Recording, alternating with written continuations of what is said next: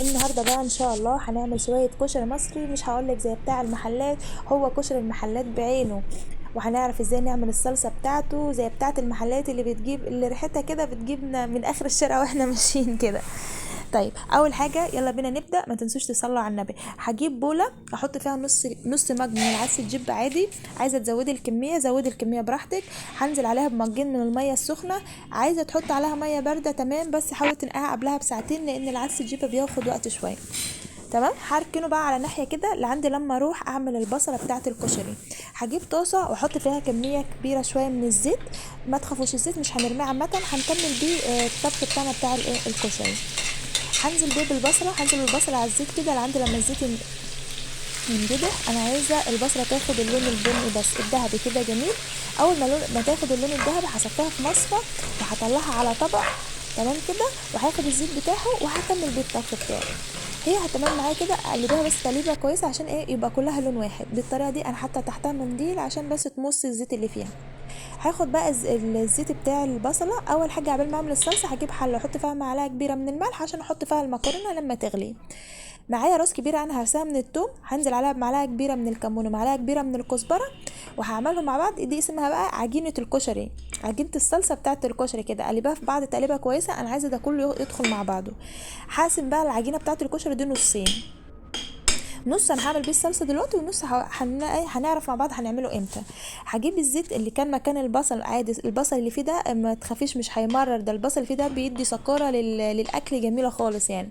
هنزل بالنص العجينه اللي انا عاملاه لعندي بس اما التومه، يعني اول ما اشوف التوم كده اخد اللون الذهبي الجميل كده، هنزل عليه بمعلقتين من الخل. حط الخل بقى، شمي ريحة بقى الكشري اللي بيبقى قالب الشارع وانت ماشية. اول ما بحط الخل الريحة بتقلب لك الشارع كده، وبتجيب لك الناس من اخر الشارع زي ما احنا بنبقى ماشيين كده وشامين ريحة الكشري. بعد ما التوم اقلبه شويه يعني قيمه 10 دقايق كده، هنزل بمعجون الطماطم. بعد كده هنزل بمعلقه كبيره من الفلفل الاسود، ونص معلقه بهار مشكل، ونص معلقه سكر، ومعلقه كبيره من الملح، ومكعب من الماجي. وهقلب ده كله تقليبه كويسه مع بعض لعند ما تتسبك بقى. هسيبها لما تتسبك براحتها.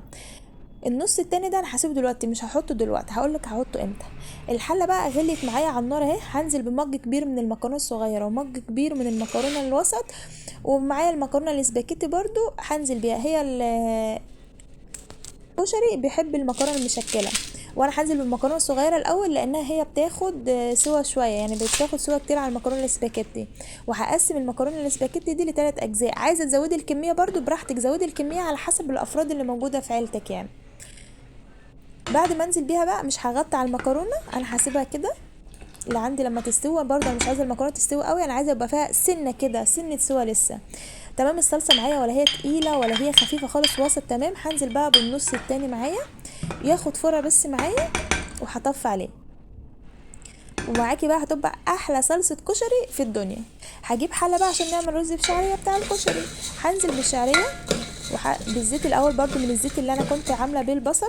وبعد كده هنزل بنطره ملح عشان خاطر تخلي لون الشعريه واحد. انا عايزه الشعريه تغمق شويه عن اللون الذهبي، لان شعريه الكشري بتكون غامقه شويه عن شعريه الرز العادي.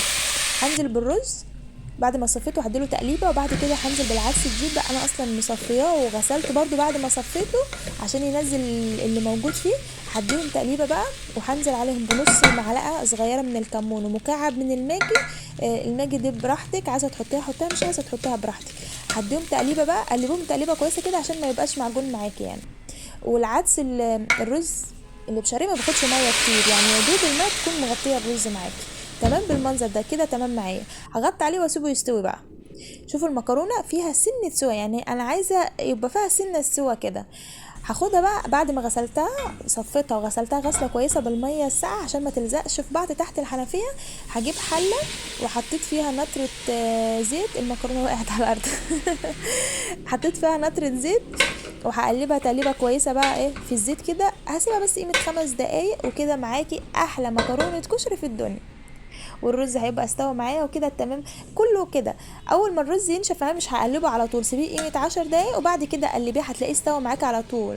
بصوا ما شاء الله تبارك الرحمن، شكله عامل ازاي ولا الريحه بالله، يعني ريحه الكشري بالظبط. هجيب بقى الحاجه اللي انت هتحط فيها. انا جبت طبق اهوت، هنزل بالرز الاول وبعد كده هنزل عليه بالصلصه وبعد كده بالمكرونه وانزل بالصلصه. حط الكميه اللي انت عايزاها وبعد كده هحط البصل بالمنظر اللي انتوا شايفينه ده. بصوا ما شاء الله تبارك الرحمن يا رب.